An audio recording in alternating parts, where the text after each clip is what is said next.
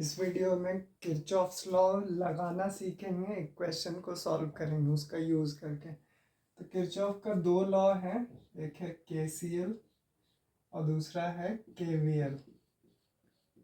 KCL है एक point पे अगर जितना करंट इंटर कर रहा है उतना ही लीव करना चाहिए। मान लो दो करंट इंटर कर रहा है I1 या I2, तो उतना ही करंट लीव करना चाहिए। मतलब I1 और I2 का सम किसके बराबर होगा? I3 के बराबर होगा।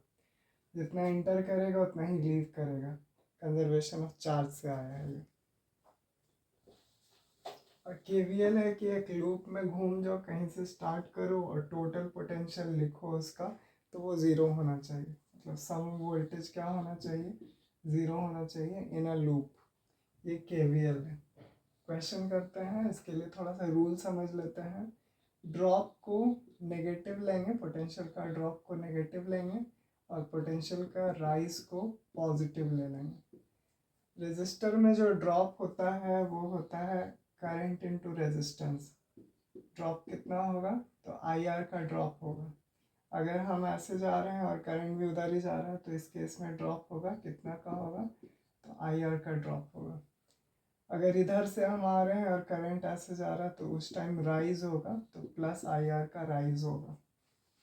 और सेल है और मान लो हम जा रहे हैं ऐसे और सेल में पहले आया प्लस और फिर माइनस आया, तो हायर से लोअर हुआ तो इस टाइम ड्रॉप होगा। कितना का ड्रॉप होगा? तो बस उसका जो वोल्टेज है वही लिख देना, EMF लिख देना है। और हम जा रहे हैं ऐसे और पहले मेरे पास नेगेटिव आया फिर पॉजिटिव आया, इस तरह का, तो उस केस में माइनस से प्लस हुआ है तो ये राइज कहलाएगा और राइज को हम लोग प्लस V लिखेंगे। खाली वोल्टेज लिखना है, यहाँ करंट इनटू रेजिस्टेंस लिखना है। ये ओम्स लॉ से है। यही लॉस को यूज़ करेंगे, ये रूल है, कुछ कन्वेंशन है, कन्वेंशन को यूज़ करके सॉल्व करेंगे। अब इस लूप में चलते हैं। पहले करंट का डिवीजन कर लेंगे। जो भी बड़ा रेजिस्टर, बड़ा सोर्स होगा पोटेंशियल का, जो भी बड़ा EMF का सोर्स होगा, वहाँ से करंट निकालना शुरू करेंगे। यहाँ पर से करंट निकाले I1। अब इधर और इधर बट जाएगा, दो डिवीजन हो जाएगा करंट का। यहाँ पे आ रहा था I1, अब ब्रांचिंग हो जाएगा करंट का, तो कुछ करंट इधर चला जाएगा, कुछ इधर चला जाएगा। इस वाले सेक्शन में जो करंट जा रहा है, मान लो I2 करंट जा रहा है, तो यहाँ पर जितना एंटर करेगा उतना ही लीव करना चाहिए। मतलब इन दोनों को जोड़ के ये आना चाहिए, तो यहाँ का करंट क्या हो जाएगा? I1 माइनस I2 होगा। ये KCL लगा के आया है कि अब इन दोनों को जोड़ के देखो, ये माइनस I2 ये प्लस I2 कैंसिल होकर सिर्फ I1 बचेगा। मतलब जितना एंटर कर रहा है उतना ही लीव करना चाहिए। तो इधर का करंट निकल गया, हर एक सेक्शन का करंट डिवाइड कर लिया। यहाँ I2 है तो यहाँ भी I2 होगा और यहाँ I1 है तो यहाँ भी I1 होगा। जितना एंटर करेगा उतना ही लीव करेगा। सेल में जितना जहाँ निकला है उससे उतना ही वापस निकलना चाहिए, जितना अंदर गया है उतना ही बाहर निकलना चाहिए। अब चलते हैं, लूप सेलेक्ट कर लेते हैं। ऊपर वाले लूप में हम काम कर रहे हैं, हमेशा क्लॉकवाइज में मूव करेंगे। तो इन लूप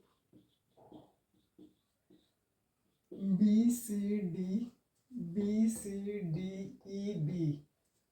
BCDEB में घूम रहे हैं। स्टार्ट कर रहे हैं B से, तो ये एक वायर है, इसमें कोई राइज नहीं कोई ड्रॉप नहीं, तो यहाँ कुछ नहीं होगा। पर यहाँ देखो हम जा रहे हैं ऐसे क्लॉकवाइज, मतलब हम ऐसे आगे बढ़ रहे हैं, करंट भी इधर ही जा रहा है, तो वहाँ ड्रॉप होगा। कितना का ड्रॉप होगा? तो इसका रेजिस्टेंस इंटू इसका करंट, तो रेजिस्टेंस है 8 और करंट है I1 माइनस I2।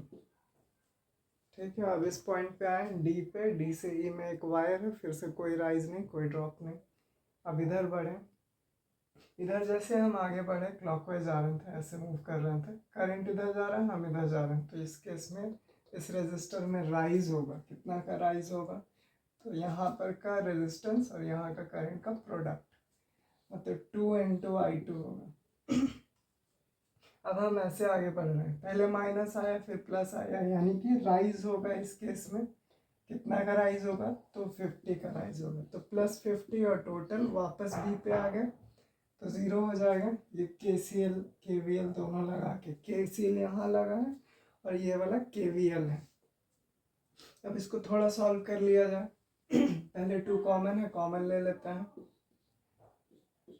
फिर उसके बाद सॉल्व करते हैं। तो -4i1 plus 4i2 plus i2 plus 25 equals to 0। इसको सॉल्व करेंगे तो यहाँ से आ जाएगा -4i1 plus 5i2 plus 25 equals to 0। ये इक्वेशन नंबर 1 बना। अब इसी तरह सेकेंड लूप में चलेंगे। नीचे वाले में मेरे पास 2 अननोन है, i1 और i2 अननोन है, तो 2 इक्वेशन चाहिए होगा। एक ऊपर वाले में केवीएल लगाएं, नीचे वाले में केवीएल लगाएंगे तो दूसरा इक्वेशन बन जाएगा। स्टार्ट करेंगे ए से। ए बी ई एफ ए इस लूप में चल रहा है। In loop A B E F A इस लूप में घूम जाएंगे। यहाँ फिर एक वायर, कोई ड्रॉप नहीं। अब ऐसे आगे बढ़ रहे हैं, हमेशा क्लॉकवाइज बढ़ेंगे। पहले पॉजिटिव आया, फिर नेगेटिव आया। पहले पॉजिटिव फिर नेगेटिव, यानी ड्रॉप हुआ है। कितना का ड्रॉप हुआ है? तो 50 का, तो -50 लिख देंगे इसके लिए। अब हम आगे बढ़ रहे हैं ऐसे, जिधर हम जा रहे हैं करंट भी उधर ही जा रहा है। तो इस केस में फिर से ड्रॉप होगा। कितना का ड्रॉप होगा? तो करंट इंटू रेजिस्टेंस, तो 2 इंटू i2 का ड्रॉप हो जाएगा। अब इधर आए, हम जा रहे हैं ऐसे, करंट भी उधर ही जा रहा है। फिर से अगेन इसमें ड्रॉप हो जाएगा। कितना का ड्रॉप होगा? तो रेजिस्टेंस है 4, करंट है i1। फिर अब देखो यहाँ पे आए, यहाँ पहले नेगेटिव है फिर पॉजिटिव है, तो यहाँ राइज होगा। कितना का राइज होगा? 100 का राइज होगा। माइनस से प्लस मतलब राइज है, बढ़ रहा है। और कितना बढ़ रहा? तो 100। वापस हम ए पे आ गए, टोटल 0 हो जाएगा। कुछ कॉमन है तो फिर से ले लेंगे। 2 कॉमन है। अब ये दोनों लाइक टर्म है, दोनों ऐड सब्ट्रैक्ट हो सकता है। यहाँ पे बचा -25 प्लस 50, तो यहाँ पे 25 बचा, और एक बचा -i2 और minus of 2i1 equals to 0। ये सेकंड इक्वेशन हो गया। अब मेरे पास 2 इक्वेशन है, एक ये है एक ये है। इसको थोड़ा अच्छे से लिख देते हैं।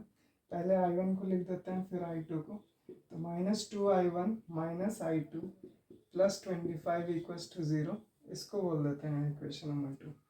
अब इस तरह से कंपेयर करना इजी होगा। तो अगर हम इक्वेशन नंबर 2 को 5 से मल्टीप्लाई करें और ऐड करें तो i2 कैंसिल हो जाएगा।